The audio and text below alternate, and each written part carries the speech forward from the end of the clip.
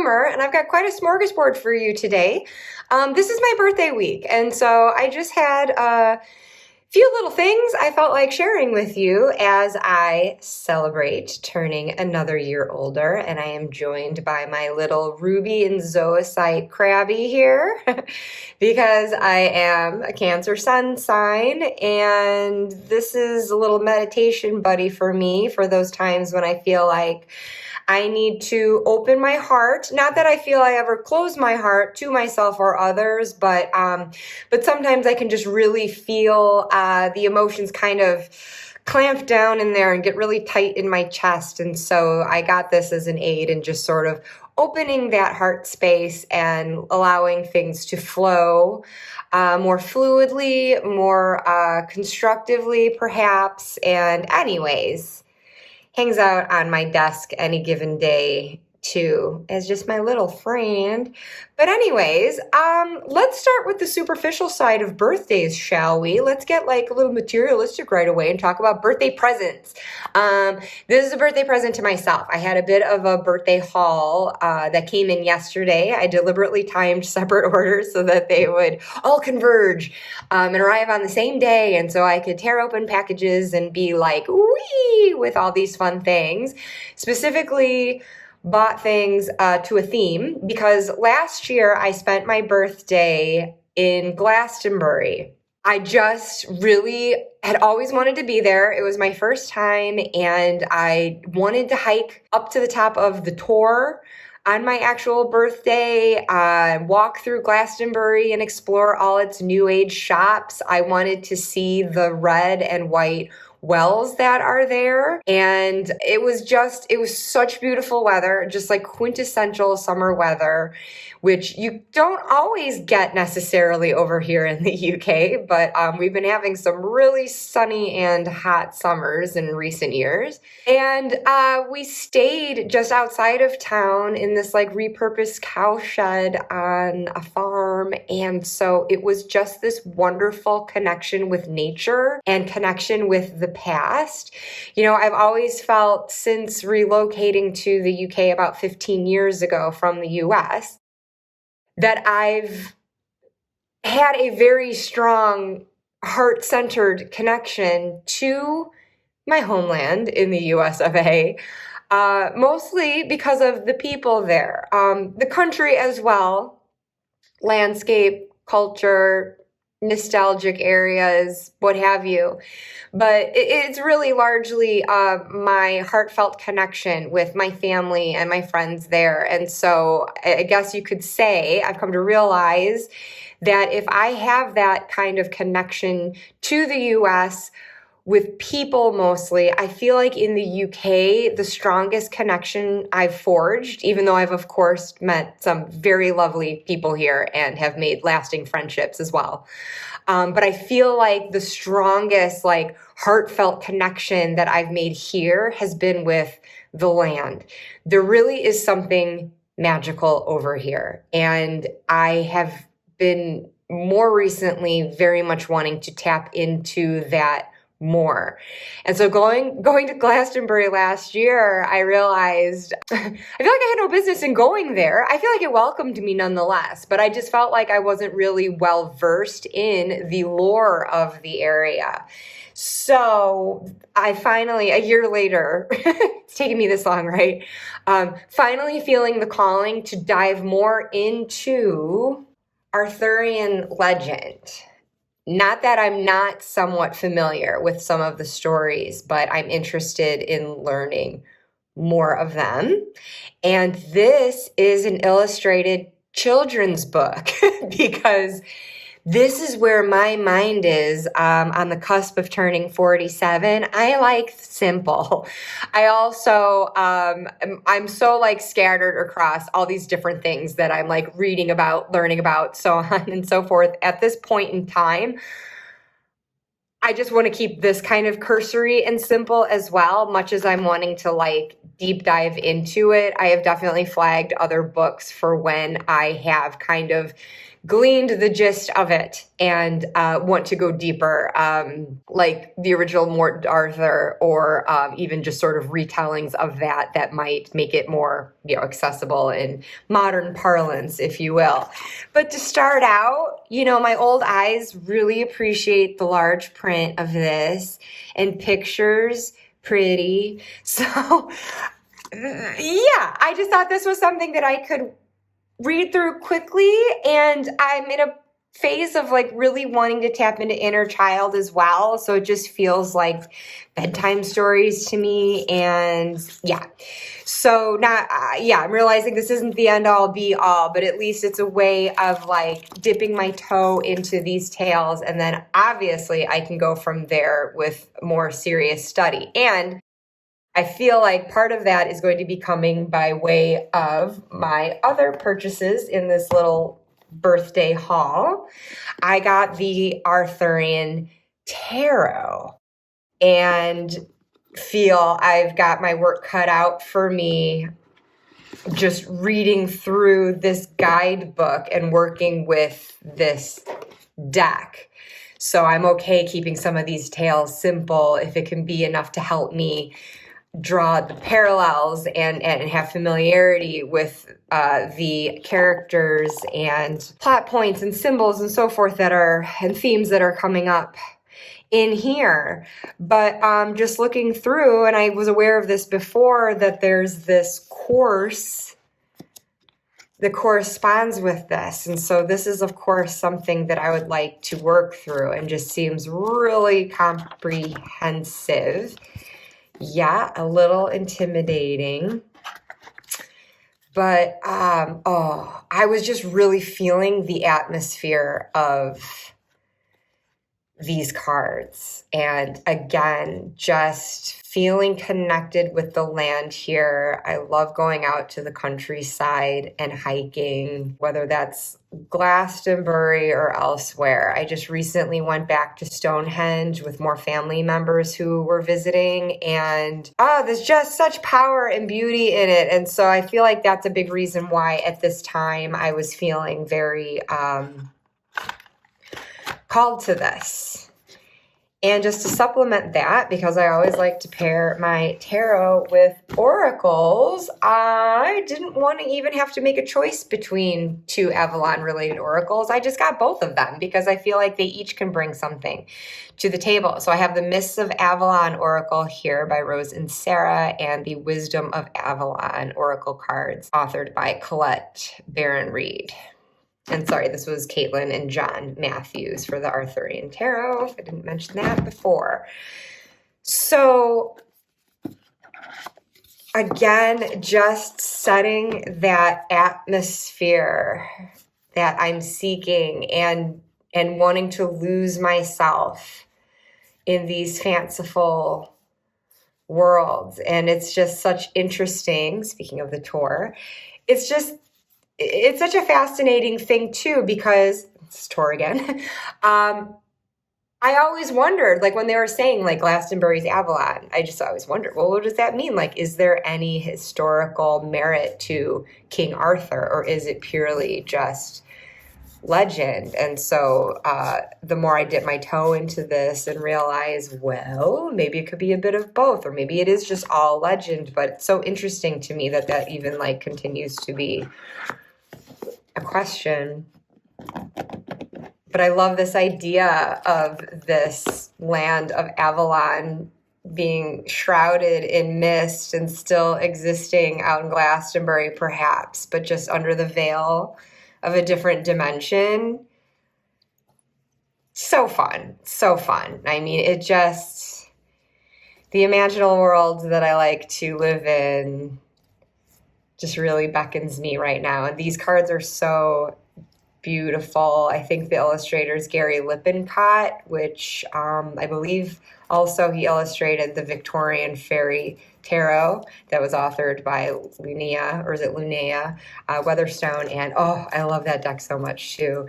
And that helps me dance with the fairies. And so I just get that same vibe here. So I am so excited to go on this Arthurian quest.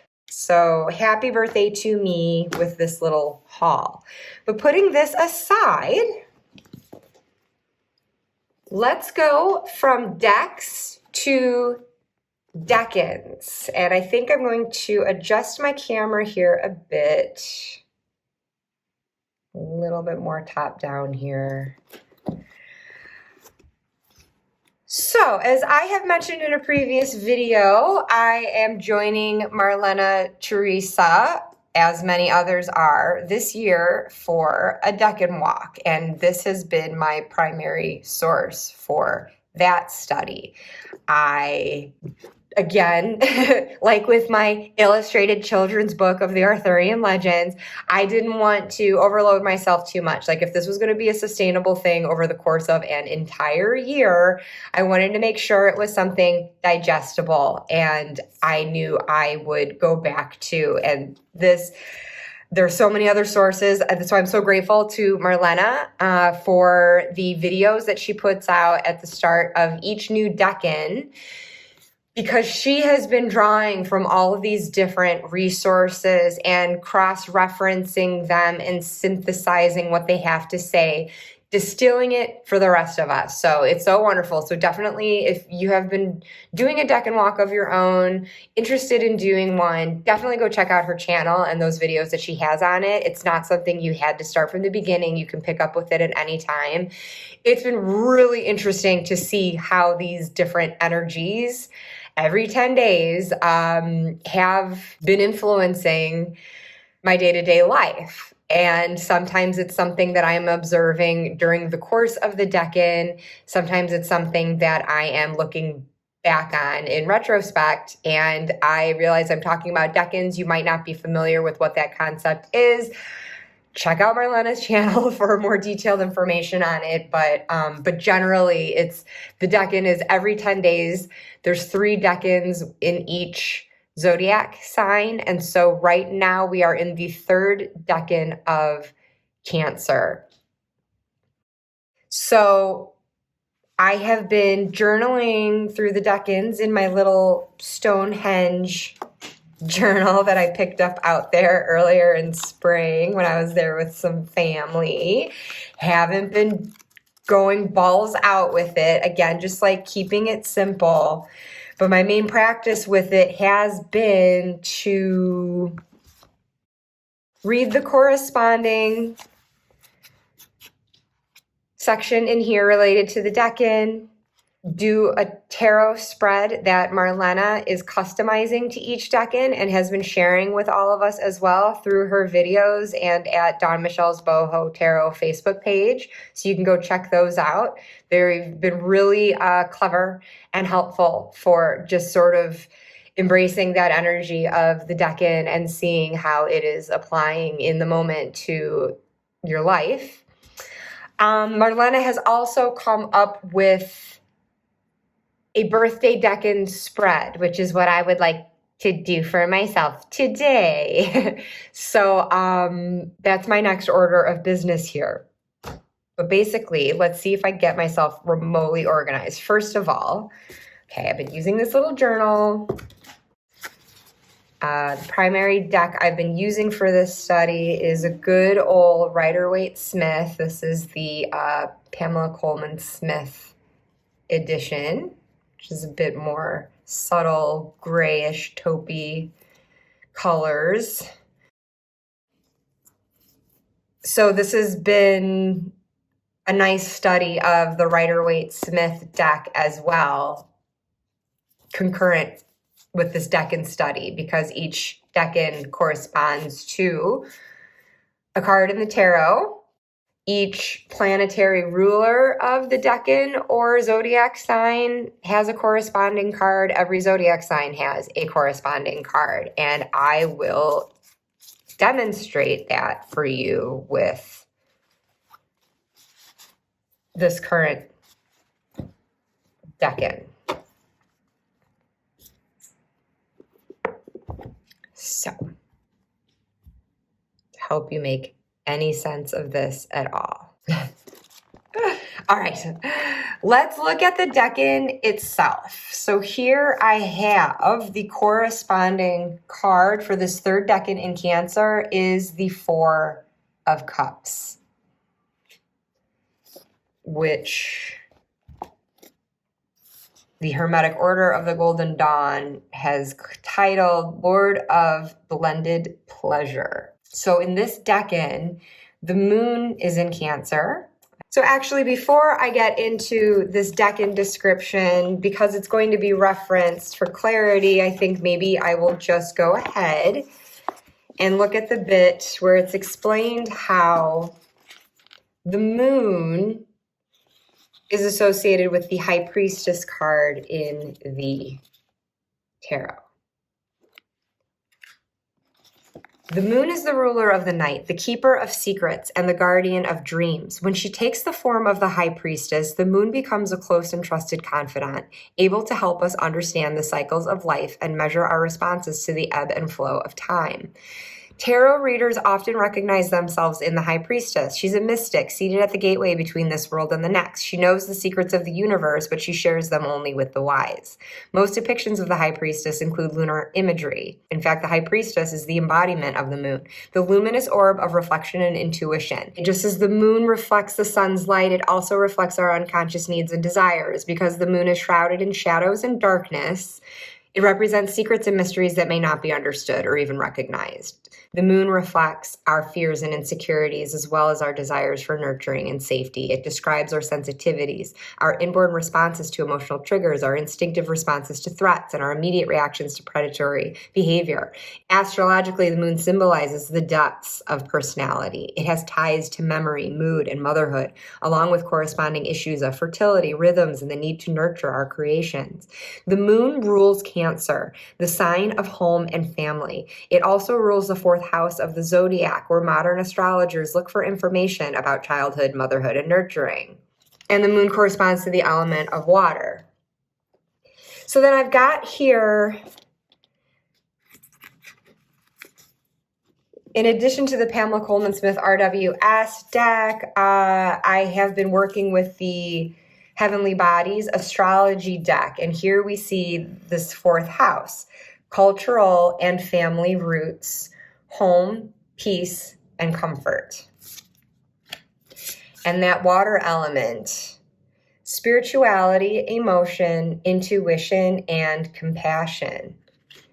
And then specifically regarding the moon, satisfy emotional needs, nurture self and others. So you can see how that idea of nurture and emotion is a through line through these different aspects, this element, the astrological house, the moon itself. I have also been working with the Living Wheel astrology cards just as a visual representation of what is in the sky at the time. So with the moon in Cancer at this time, it is specifically a waning crescent moon. So there's our moon as represented by the High Priestess.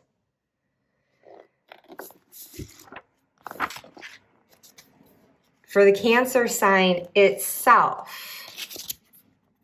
the Chariot card corresponds to Cancer, the sign of motherhood, home, and family life. At first glance, the sign doesn't seem to have much in common with the adventurous spirit of the Chariot card. Look again, though, and you'll soon discover that the high-flying charioteer never leaves her home and family for long. The typical Cancer individual is far more like the charioteer than you might expect. After all, the first charioteers traveled in an early version of the mobile home. Both Cancer and the charioteer are also remarkably resourceful, intuitive, and protective, all valuable resources for the traveler on the go. No matter where they travel, however, the Cancerian charioteers bring a little piece of home along for the ride. In most versions of the card, the chariot is itself a home away from home.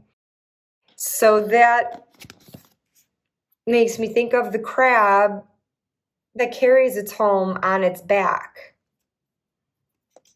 The glyph for Cancer looks like a crab's claw, and both Cancer and the charioteer can be defensive. The crab's hard shell offers a tough, nearly impenetrable barrier between the dangers of the outside world and the vulnerable creature inside. Crabs scuttle sideways when they move. They rarely move in a direct course. They even put out feelers to sense the direction they should travel. When they sense danger, they lash out with sharp, pinching claws that can maim those who threaten or torment them. And because they're water creatures, Cancerians are sensitive and intuitive. They're moody. Just as the moon changes from day to day and the tides rise and fall in response, they can be wildly responsive to fluctuations in the environment around them.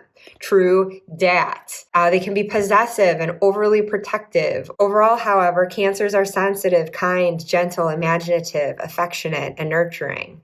So the sun is in Cancer between June 22nd and July 23rd. The start of the sign on the summer solstice is also the first day of summer. That makes it a cardinal sign of leadership and new beginnings. And here from my Heavenly Bodies deck, we see, wrong one. For cardinal signs, instigation, bravery, and a pioneering spirit. And Cancer is also a water sign. In astrology, just as in tarot, the element of water symbolizes emotional energy. So here we've got Cancer, where it says nurture, comfort, and protection. It is a cardinal water sign representing the fourth house.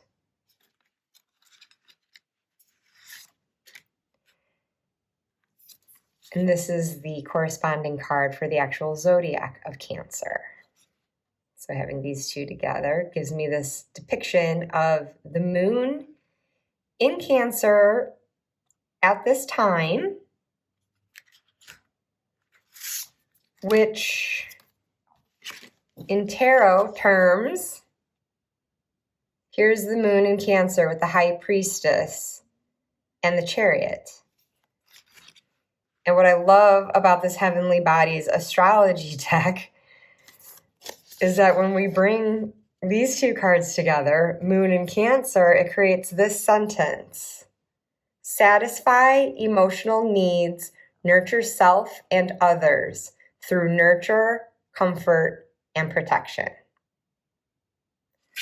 So that there is the essence of this Decan, as represented by the Four of Cups in tarot. So let's learn more about that. The moon is the natural ruler of Cancer, so the high priestess is in her dignity here. Because there are planetary rulers of the Decan itself and of the zodiac sign itself. And so this is a case where the ruler of the Decan is also the ruler of the sign. So the high priestess is in her dignity. You might want to give her some space though, as both the ruler and the sub-ruler of the sign, the Four of Cups, gets a double dose of lunar energy. At least once a month, the moon needs to go into hiding to decompress and shake off the emotions she's picked up in her travels around the zodiac. As the high priestess, a natural psychic and empath, she spends most of her time reflecting and absorbing energy and emotions from everyone around her. In Cancer, the sign of sensitivity and self-protection, the moon can rebuild her strength, recharge her battery, tend to any cracks in her crab shell, and reattune herself to the rhythms and cycles of the natural world. She can resume her circuitous route as a guiding light for the traveling charioteer.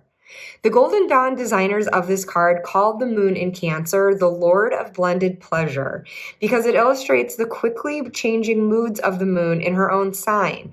Give Cancer some time and she'll eventually put on a happy face. All right, I will stop reading at you finally. But again, those are the pages that I will read corresponding to each Decan before I sit and do my tarot spread as developed by Marlena and then journal about my reflections on that tarot reading, but then also my observations of the energies at play during the Decan itself. So we've got our cardinal water sign, fourth house, we're looking at the moon in Cancer. Again, satisfy emotional needs, nurture self and others through nurture, comfort, and protection. So I was just interested for this whole Cancer season in general, starting with the 2 Decans. It was interesting learning about how and why Cancer would be represented by the Chariot. But for me, what helps it gel best in my mind is that idea of that little traveling home, that sense of like, even when abroad, and you know, you still have that sense of home, just like the crab carries its home around via its shell.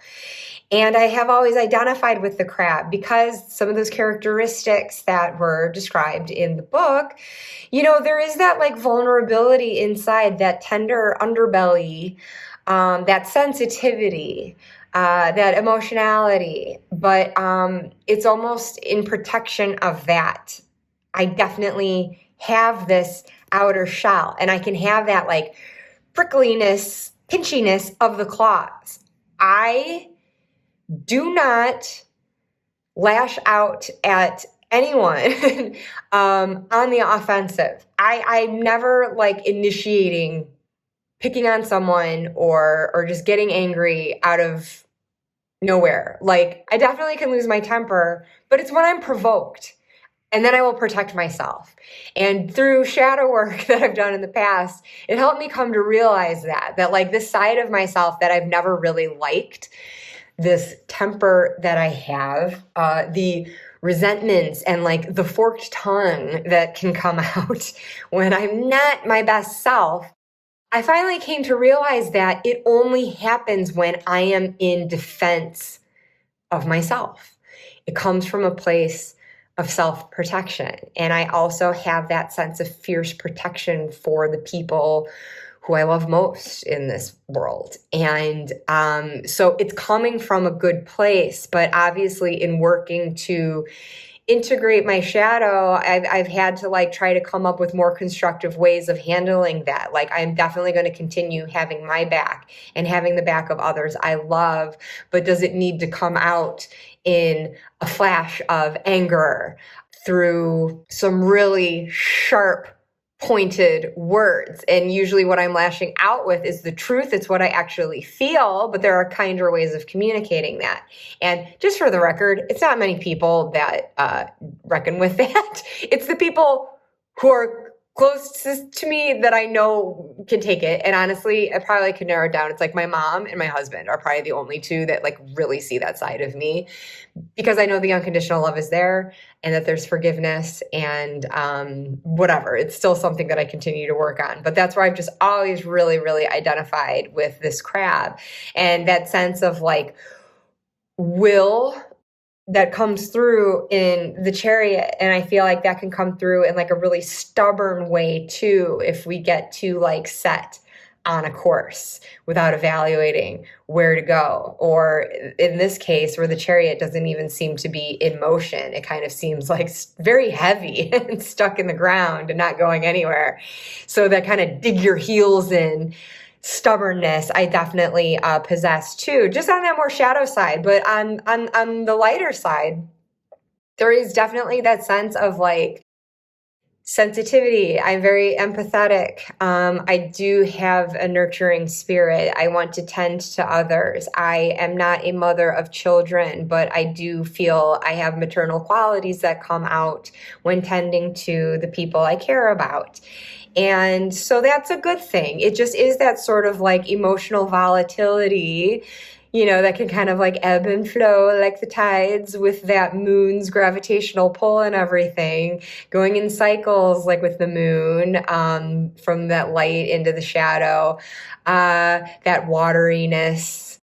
Definitely susceptible to those energies. So I know that astrology gets much more complicated than that aside from the sun sign, there is also the moon, the rising sign, and the whole friggin' birth chart of influences going on.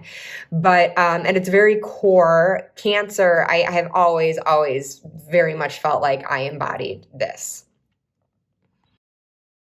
And as I see this all relating to the Four of Cups, I have seen this card in its light and shadow too, just kind of depending on how it's coming up in the reading. But of course, I see that sense of apathy, just sort of, this person kind of has a sulky posture, and it's like they're not acknowledging what's being offered to them, refusing it. And this isn't always a bad thing, though. I mean, this is also kind of like taking a time out. I've also associated this card with self-care a lot, because if you just do need to withdraw for a time and just sort of regroup, and if you're feeling emotionally depleted, if you feel like your cup has been emptied, just taking that time to yourself to refill your cup and feel like emotionally fulfilled, because maybe the opportunities being offered aren't the things that you feel would bring you that fulfillment.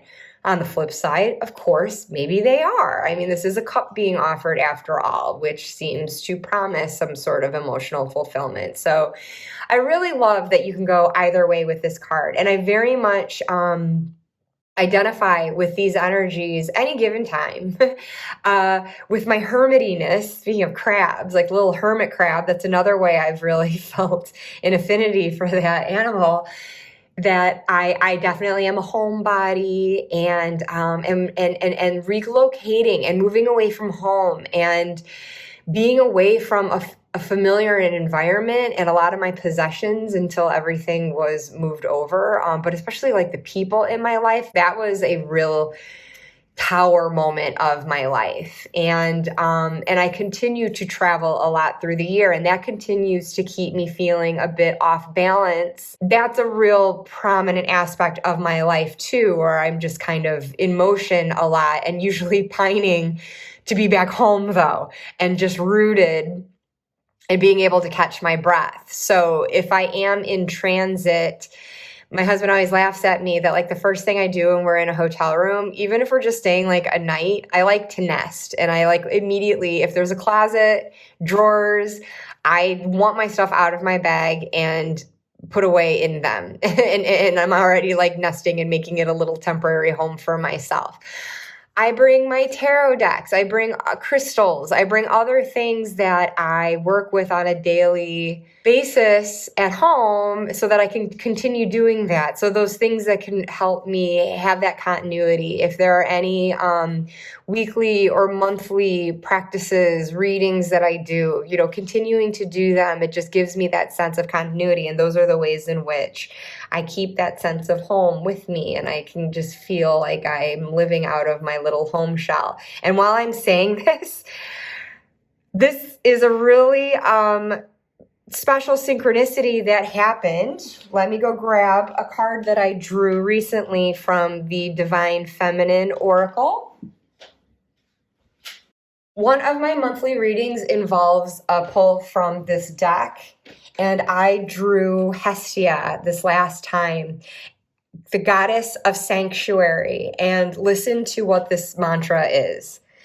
No matter where I am home. The most sacred sanctuary is found within me. So this little home that the charioteer travels in, this shell that the crab travels in, like this card meant so much to me just because I can so easily be thrown by shifting environments. And it just really helps me to breathe and remember that. Being at home in my body, being at home in my practices, and just really adjusting my mindset so that my emotions can remain in balance accordingly. So anyways, that's my reflections overall as far as like my sun sign, obviously, and then this association with it in the tarot. But now finally getting to this particular Decan. The birthday Decan spread that Marlena has created is really cool. And it starts with laying out the tarot card corresponding with the planetary ruler of the Decan. And then the second card is the planetary ruler of the sign, which in this case, as I read before, is also the moon. The moon rules Cancer and this Decan. So we've got this double lunar energy here. So instead of 4 cards here, I'm just going to lay out the 3. The next card is the card that rules, or that's associated with my sun sign, so Cancer being the Chariot, and then the card associated with this current Decan, the 4 of Cups. I'm going to pull out a different deck. The deck I would like to do this birthday Decan reading with is the Wisdom, oh God, it's Wisdom from the Depths or of the Depths Tarot. I will confirm that. I don't think this is any longer in print. I will leave a link to the original website, though, in case I'm wrong about that, or if you want to learn more about it, in case you want to search for a pre-loved copy elsewhere. But this deck, oh, I just love. And I love pulling it out at this time of year because it is watery, which I would feel anyway in the summer months. But it also just feels like the wateriness of my sun sign. And this appeals to me especially because it's oceany in theme, but it's like vintage ocean. So, I just friggin' love it. And I've had such special readings with it. So I would like to use it for this one. Just here a bit again. But okay, so I'll give it a shuffle here.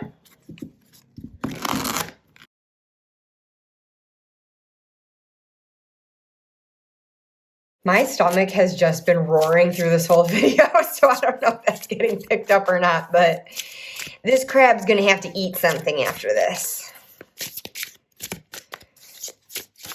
But until then, let's choose our cards.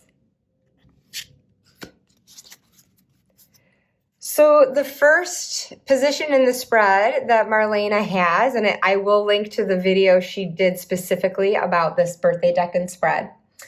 But what does the Decan ruler reveal about me?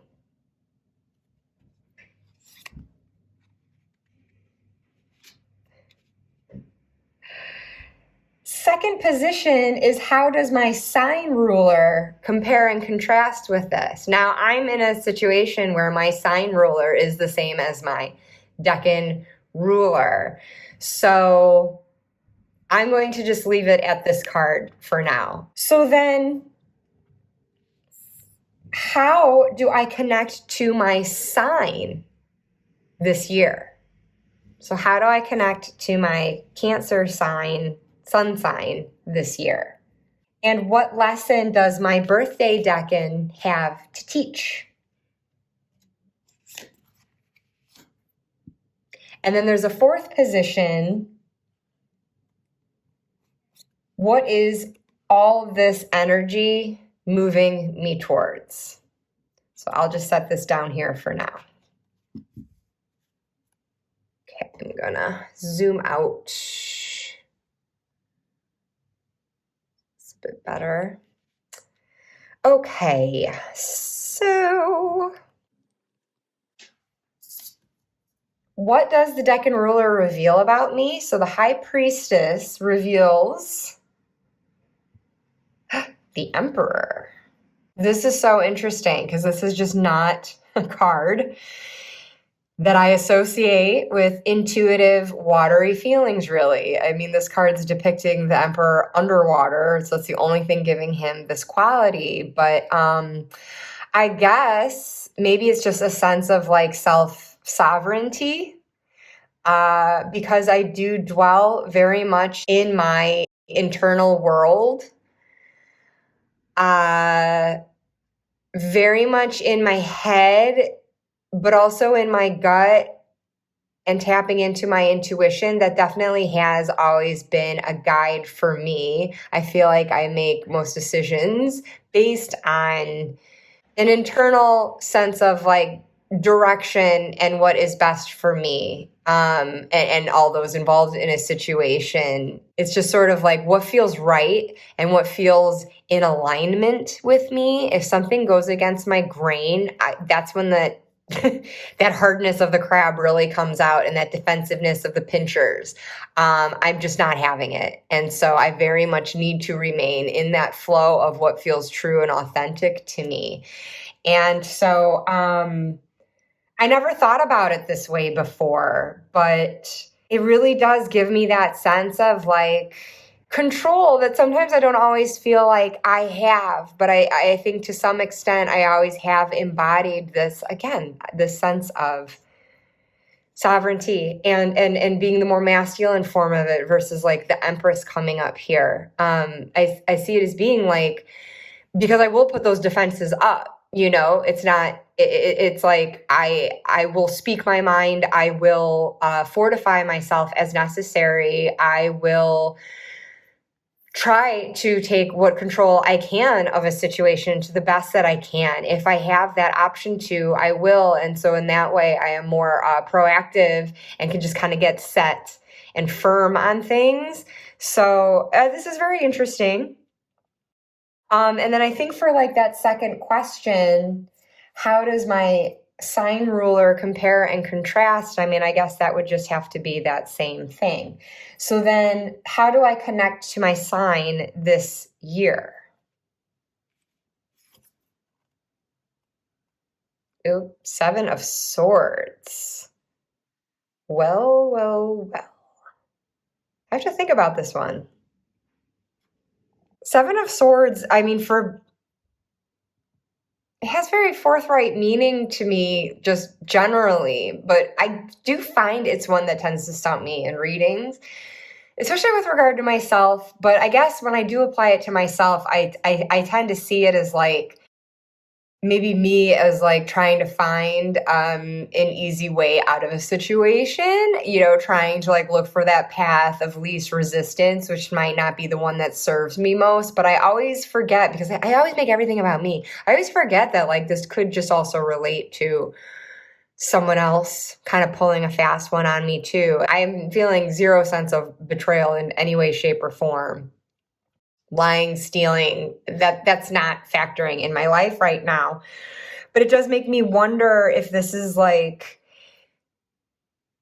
there is that sense of escape associated with this, like getting away from a situation in a way like the 6 of Swords is before this card in sequence, where you're just kind of getting away from that toxic situation. Sometimes that can kind of carry over into that too. And I don't know, I'm just seeing this person like leaving and taking up her swords as a way of self-defense. So I guess to follow that more, like, I don't know if you would call it shadowy necessarily, but like just that definite sense of like self-protection, defensiveness that I can have, like, I'm going to go my own way and take my weapons with me to protect myself. And there's also this sense of like, with all this talk of home, seeing this structure in the background here that this person seems to be leaving. I guess it is that sense of like leaving home, but still wanting that sense of like protection with me. So I know that I'm veering away from the traditional meaning of the 7 of Swords here, but just in the context of everything that I've been saying, that's kind of how I'm seeing it. Like if there's this need for whatever reason of having to leave that like established, rooted home, my swords are coming with me. And I will be ready to wield them to protect myself and just feel safe and secure wherever I am, because that's definitely a dominant aspect of my personality too. I very much need that sense of like safety and security, which is why I need that hard shell around me. And maybe this is also just this person being ready to protect her home. So I don't know. I feel like I'm totally veering away from what this card actually means. but just what I see from the image itself. But I will go back to what I was originally saying as far as how I can traditionally interpret it. Yeah, okay, so it could be defensiveness against someone else. Like if they were to cross me, yeah, I'd be ready to rear up and call them out and protect myself against that. But then even for myself, I think maybe because I always want that sense of like safety and security, it can make me reluctant to venture out. And so maybe that's where I am looking for those like easy ways out. You know what I mean? Instead of taking risks. So I realize I'm kind of all over the place with that, but I don't know. Because like with the Chariot, when that comes up, I sometimes feel like, yes, I can be stubborn and strong-willed, but I can lack in that sense of direction. And so then I end up just sort of like paralyzed and rooted to the spot. And maybe those are ways in which that, you know, I'm doing the same thing now too, by kind of not seizing opportunities or just, again, I don't know, I don't want to keep saying it the same way, but like looking for that easy way out, you know, that's kind of, it's such a smarmy side of me, but I feel like I could be being called out on that right now. So I don't know. I'm finding myself in this Decan energetically connecting to it because after a very active and group-filled festive time with family that was in town recently and hitting the pavement, we scoured London. We ventured out to the countryside. It was a very like active and gregarious time and little time to like myself and kind of tending to personal needs as I did nurture others and take care of them and had a blast doing so. But I did, after the fact, find myself quite burnt out. So I have been very much a hermit in the last few days and just kind of like re-energizing and regrouping, doing very solitary activities like reading. I have been in communication with people. I have not like built up walls and cut myself off from people like emotionally or like attentively. You know, I'm still trying to be there for others and open to what their needs might be and to try to be a source of support. But I definitely feel that sense of like withdrawal that has happened. And with each day, it just kind of deepens. And so I feel very much more into this, and I'm getting ahead of myself because that'll be what's next. But I just wonder if it's like I'm stealing away from things maybe I should be responsible for in trying to like carve that out for myself. And maybe that's not like the most productive way of doing it, kind of getting in this mindset. I don't know. So I've just explored that card in a myriad of ways. I'm going to have to think about it a bit more, to be honest. But then what lesson does my birth Decan have to teach? Ooh, look at this guy. Seven of Wands. You know, it's funny because as I was discussing this, I was feeling like I was ceasing to describe the Seven of Swords, and I felt like I was talking about Seven of Wands as far as that like defensiveness, that protection. But I feel like this is coming in just to reinforce that. Yeah, I do think that this is like, there are these other like demands that could be calling to me right now, but I have been like beating them off with a stick basically so that I can just hole up in my little crabby home. That feels appropriate to me, and maybe that's helping me shine a light a bit on this. And again, I do get that kind of like emperor energy from it too, where it's like putting up those fortifications and, you know, defending and having that sense of like stability and foundation. But just interestingly, in this intuitive way, I think it is where my instincts lead me, being the little Cancer crab that I am. So then what is all this energy moving me towards? Two of Cups. Okay, thank you. This is making me feel less like crabby and prickly. Thank you. So the Two of Cups was the tarot card for the first Decan of Cancer. And then the second Decan was accordingly the Three of Cups. And so I spoke to that before. We're like coming out of a very Three of Cups time, you know, a very eat, drink, and be merry with other people. but very much going into that Decan from this place of love, like having family here and being able to tend to that and just being with people who get me. And it was really filling my cup until kind of the like more active Three of Cups energy kind of like depleted me in other ways, filled with love, but just kind of tuckered me out and has brought me to this more withdrawn Four of Cups place. Not in a place of apathy. I don't feel apathetic. I just feel like kind of tired.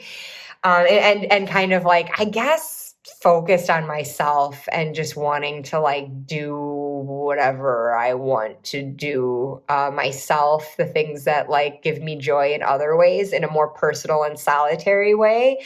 But I feel like I have that withdrawal so that I can re-energize and renew myself for being able to put myself out there again for someone else. Like I try not to do it with purely selfish motives. It is that idea of having self-care so that you can operate from closer to a place of 100% for others as well. And so I'm very happy if like all this kind of sneaking off to myself and like fortifying and protecting myself as I'm seeing in these cards, that it's just so that I can enjoy this time out and be re-energized and have my cup filled to share with the people that I care about in my life again. And I like to think I'm still doing this during this time. It just might be in a scaled back way, but just so that I can more fully put myself out there again. So that's what I'm hoping anyway. And it makes me very happy to end this on a water card for this water sign. Or otherwise I've got like, what is the Emperor? Is the Emperor fire? Going with the wands here, and then air, kind of an explosive combination that you can get there. So there's the water. It's all coming from a place of love. And I think that speaks to what I said before about like the shadow work that I've done. My sense of protectiveness, if I lash out, it's always in defense of myself or someone that I care about, because I love myself and I love those that I care about. So it comes from a place of love. And that was a very nice thing to learn about myself. And it gave me more compassion towards my shadow side and the behaviors that can result from that. And it, again, it helps me to just try to like temper that down a little bit, you know, subdue the fieriness of it that can get ignited by the airing element as well, and get in my like communications that can be like not always productive. So, you know, to see this watery element come in and just kind of like quell this all a bit and just remind me like to ultimately be loving, nurturing, compassionate, just as the moon in Cancer is asking of us all right now. Satisfy emotional needs, nurture self and others through nurture, comfort, and protection. All right, so thank you so much for joining me for that whole big ramble. This was really fun. Thank you, Marlena, for the spread idea. I was going to also do a birthday reading for myself. Should I do it? Should I make this a long video? Maybe a two-parter? I think I will. For that, though, I'm actually going to switch decks again because there's a particular one that I like to use for my birthday. Okay, so this one is coming straight out of my self-care toolkit, which I created after seeing Lisa Pepez do a video on her toolkit. It is basically a little basket that brings me joy. If I'm feeling kind of down, it's stuff that cheers me up, and very gently so. And I did a whole video on that, which I will link here in the cards as well as below if I remember to. But the Way of the Panda Tarot.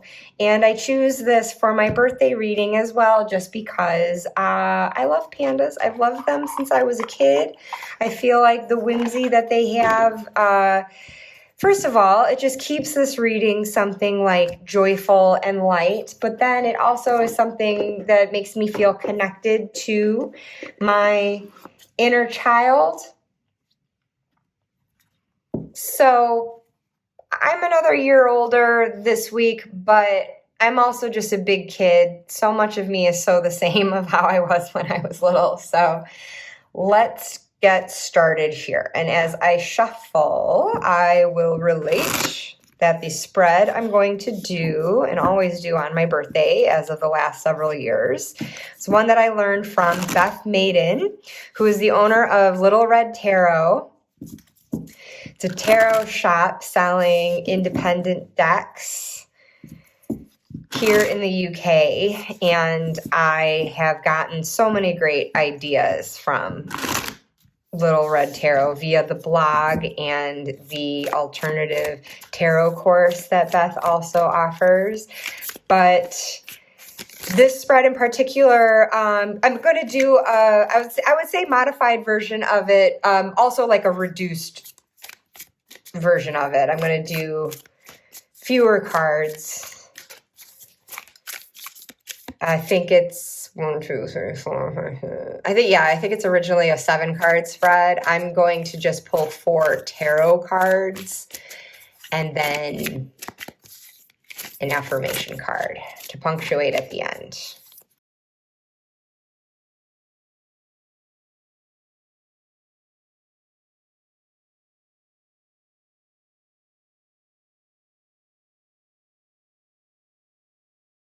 Okay, so following from Beth Maiden's birthday spread, I might not be using the exact phrasing that she does, but essentially something to leave behind in the last year, a lesson learned in the last year. And then I believe the next one is a lesson to learn in the next year, maybe a challenge to be faced. Again, I'm forgetting the exact wording, but this is how I regard these positions. So if I'm changing it at all, then I guess this is what I've modified this spread into for myself. And then the theme of the next year. So something to leave behind in the last year. 8 of Swords. This card loves me. All right, I need to stop getting so stuck in my head to the point of paralysis. That has definitely been the energy. That Chariot card earlier, I definitely feel that RWS version of it, where I've just been kind of like stuck in the sand. And it's because of where my headspace is, for sure. So a lesson learned in the last year. 3 of Cups. Oh, so yeah. This last year has been tough. Dealing with a family loss that was incredibly significant to me, and I think that a lot of it has hinged on celebrating with not just the memories with that person and these 3 of Cups moments that I got to enjoy with him. That will always be with me in memory, in my heart. But then with those who remain behind, and just really, not isolating myself, not cutting myself off emotionally like a crab can perhaps do. I have really been appreciating family. I've been forging new friendships, and realizing how important that is. We need people, and it's very tempting when you've loved and then lost. Didn't lose the love, fortunately, but to lose the person, there is a feeling of like, you kind of don't want to put yourself so out there emotionally because it just hurts like hell. But that's not the way. You've got to keep letting that love flow. And it has been just really meaningful time celebrating with family and friends, and really seeing those who have been there for me. I think grief can help you sift through that a bit better too, because sometimes the people you expect will show up for you don't. And then the people maybe you wouldn't expect do.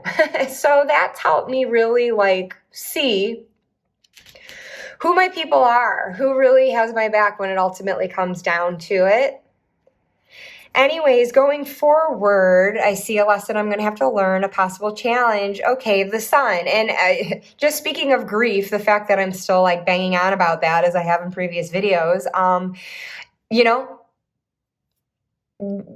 just finding that joy, that brightness. And I think that is something that I continually do. It's something that being here can help me to do, being in communion with others, letting that love flow, and then also pursuing what brings joy and confronting that shadow, continuing to shed a light on the things that might have been holding me back and keeping me in this place, and just continue to stare that down, expose it. So, there's that bright aspect of the sun, of course, but then that more serious side of it where it's like, you know what? Stare down some truths as they are. They might not be easy ones to face, but it's essential for this idea of moving forward and greasing those wheels of the chariot and getting it in motion again. So the theme of the next year, Two of Swords. All right. So I may have some decisions to face, perhaps. Instead of being stuck in paralysis, just finally making a choice of a direction and going in it. Figure out which way to lead my chariot. This is so cute. Drinking tea is a little book. Oh. So then I said I would cap this off with an affirmation. Beth's original reading had 2 cards related to the actual day of the birthday. Like, I don't know. I think it's something like maybe something to celebrate, something to do, something like that. But I don't know. I don't know. I'm not in the mood for making plans for my birthday this year, so I'm just kind of not in that mode. But then there is a final card that could be a message from an ancestor, and I have absolutely drawn a tarot card for that meaning as well. But in this case, I mean, wherever the message wants to come from, whether it's an ancestor, a guide, my higher self, I'm just looking for a fun little takeaway from the Affirmators deck, which I've also pulled from my self-care toolkit. Just a little something to punctuate this birthday reading for myself.